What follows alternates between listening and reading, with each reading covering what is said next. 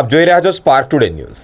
નવસારી જિલ્લામાં મિશ્ર ઋતુનો અનુભવ થઈ રહ્યો છે। નવસારી જિલ્લાના જલાલપુર અને નવસારી તાલુકાના કેટલાક વિસ્તારોમાં વરસાદ વરસી રહ્યો છે। નવસારી શહેરમાં ગાજવીજ સાથે વરસાદ જોવા મળ્યો છે। જલાલપુર તાલુકાના કેટલાક વિસ્તારોમાં વરસાદ છે। જિલ્લાના અન્ય 4 તાલુકાઓમાં ભારે ગરમી અને બફારાનો માહોલ છે। નવસારી શહેરમાં વરસતા વરસાદને લઈને ગરબા આયોજકો સહિત ખેલૈયાઓ ચિંતામાં છે।